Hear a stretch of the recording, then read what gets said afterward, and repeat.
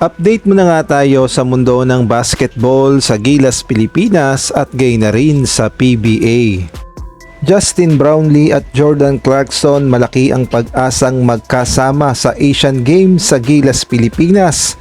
Samantalang si Bolbol ginawa nga bang katatawanan kaya hindi na namamansin. Ngunit bago tayo magpatuloy, pakipindot naman ang like, subscribe at ang notification bell para updated ka sa susunod kong i-upload.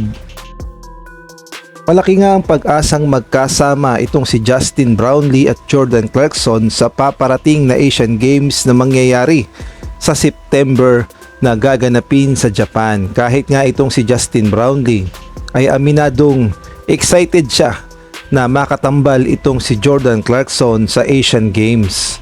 Saad nga ni Brownlee, malaking bagay ang maitutulong ni Jordan Clarkson sa Gilas Pilipinas sa Asian Games dahil unang-una, isa siyang NBA caliber at yung experience niya ay pwede niyang maitulong sa Gilas Pilipinas. At syempre malakas ang Gilas Pilipinas, mantakin nyo Jordan Clarkson at Justin Brownlee. Matinding tambalan talaga yan para sa Gilas Pilipinas.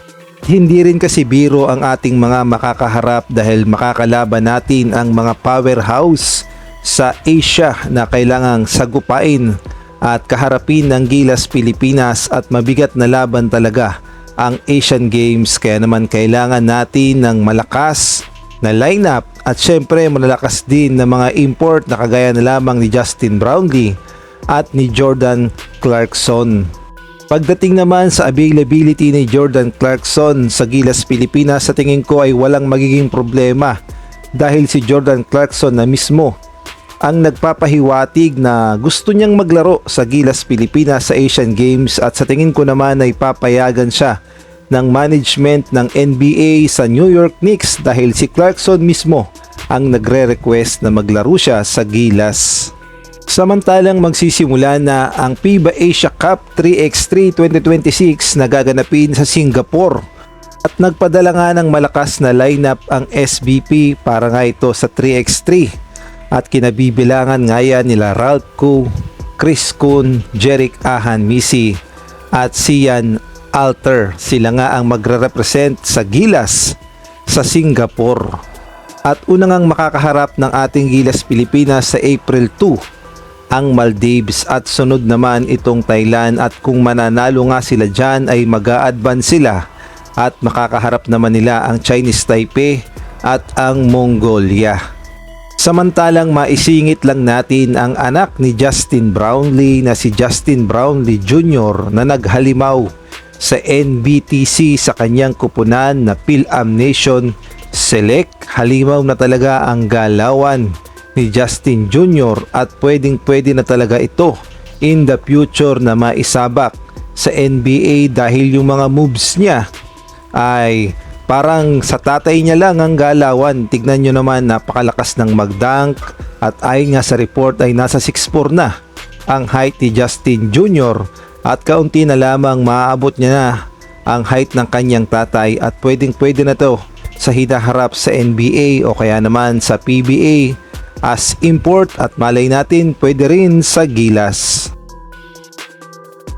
Samantalang dumako na nga tayo dito kay Bolbol, ang pinag-uusapan ngayon na halimaw na import ng Talk and Text at bukod pa doon ay marami nga daw ang nakapansin na hindi na raw namamansin, hindi nagpapa-interview, ayaw i-entertain ang mga fans na humihingi ng autograph o kaya naman ng pa-selfie o pa-picture dito nga kay Bolbol. At sinabi na nga ni Coach Jolas na introvert daw ito at ayaw na napag-uusapan. At kahit nga itong si Poy Eram ay hindi rin pinagbigyan ni Bolbol na humihingi lamang daw ng signature. Ngunit ang totoo palang dahilan kung bakit ganyan ang inaasal ni Bolbol ay narin nga sa mga lumalabas na report. Mukhang alam na ni Bolbol na ginagawa siyang katatawanan dito sa Pilipinas dahil unang-una yung kanyang pangalan na Bolbol ay halos katunog ng bulbol na alam nating lahat na public hair at maselang pag-usapan yon at mukhang alam ni Bolbol na ginagawa siyang clown o parang binibiro-biro siya dito sa Pilipinas at yung pangalan niyang Bulbul ay katawa-tawa para sa atin. Kaya siguro umiiwas siya sa media o kaya naman sa mga fans dahil baka iniisip niya na gagawin lang siyang katatawanan o kaya naman memes. Dahil sa NBA nagpapa-interview naman itong si Bulbul at magiliw naman siya sa media at sa mga fans. Siguro ang kailangan lang ay iparamdam natin dito kay Bulbul yung respeto at yung paghanga at syempre yung presensya na welcome siya sa Pilipinas at hindi siya ginagawang katatawanan. Well, isa siyang South Sudanese American, kaya naman yung mga pangalan nila sa South Sudan na inuulit-ulit, sobrang hahaba.